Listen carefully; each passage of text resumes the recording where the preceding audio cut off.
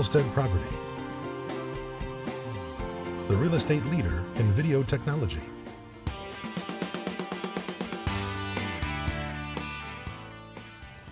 Thanks for joining us for the second quarter 2011 web show. I'm your co-host, Angela Cohen, and I'm coming to you today from the beautiful Darien, Connecticut, where in the summertime, the breeze is intoxicating. This meticulously updated mini estate, originally designed by renowned architect Milton Grigg, features 5 bedrooms, 7 baths, a guest cottage, and a 3-car garage. Each room is filled with authentic materials from Williamsburg, Virginia, in Milton Grigg's traditional setting, and provides the charm of a bygone era. This lovely home is exclusively listed with Trish Anacchino and is available by appointment only. Now it's time to bring in the man with all of the answers, Halstead's own Chief Economist, Mr. Greg Heym. Welcome, Greg.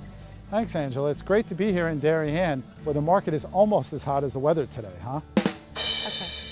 Greg, let's get down to business because our viewers are waiting to see how Fairfield County's residential market did this past quarter. So let's get the area breakdown going, starting with right here in Darien.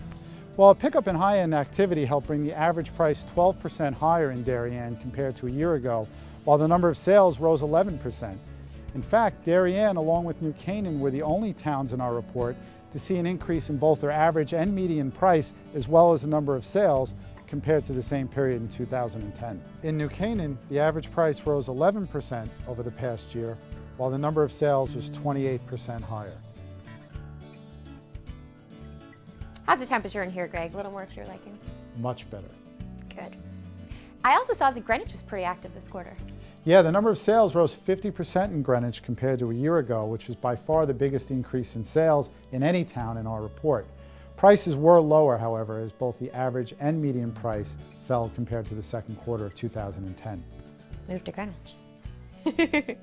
So let's see what jumped out at you regarding Stamford and Norwalk. Well, Stamford was one of the areas to see a decline in both sales and prices over the past year. The average price fell 10%, while there were 11% fewer transactions than during the second quarter of 2010. In Norwalk, the average price rose 7% over the past year, although the median price was down slightly. On to the Wilton, Westport, and Fairfield markets. Did any of the median prices rise in these areas? Greg, do you have a friend that you'd like to introduce us to? Oh, sorry, this is Phoebe, our very special guest to the set today. Hi, Squish. How are you doing? Maybe back to the economy report? What do you think? Okay, let's try it. Despite a 17% decline in the number of sales, both the average and median price rose in Wilton over the past year. In Westport, the median price rose 8% over the past year, despite a decline in the average price. The market was much more active than a year ago, as 35% more homes changed hands than during the second quarter of 2010. Lastly, let's finish up with Fairfield. Well, a decline in sales over $2.5 million brought the average price lower than a year ago. However, the median price, which looks at the middle of the market and isn't as impacted by those high-end sales, actually rose 16% compared to the second quarter of 2010.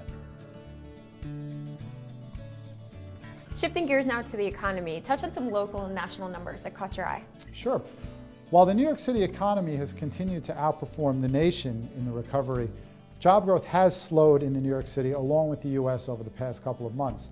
In the Bridgeport-Stamford labor market area, which includes all the towns in our report, there were 3,100 jobs added in the 12 months ending in May, most of which were either in the healthcare and education or retail trade sectors. That's great. The local unemployment rate did rise to 8.5% in May, but remains much lower than the national average. And mortgage rates continued to fall during the quarter due to that sluggish U.S. growth and increased economic turmoil around the globe. Now on to our Ask the Economist portion of the show, where one of our viewers has the opportunity to ask Greg a question. And this week we have a very special guest.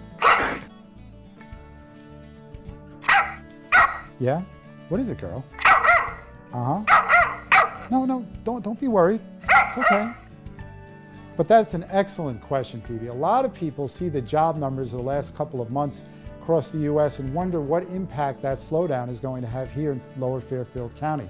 The good news is, and I know you hear this a lot, all real estate is local. And the market here has always been driven to such a great extent by Wall Street, which has been hiring over the past year. We've seen over 10,000 jobs over the past 12 months created in the finance sector.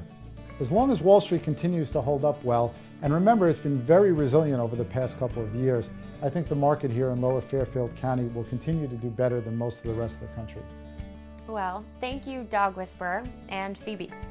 And if you have any questions, feel free to email them, post them to our Facebook wall, or tweet them to the information below. Well, that's our Connecticut show for the second quarter of 2011. For my co-host Angela Cohen, I'm Greg Heym. Thanks so much for watching us, and we'll see you next quarter.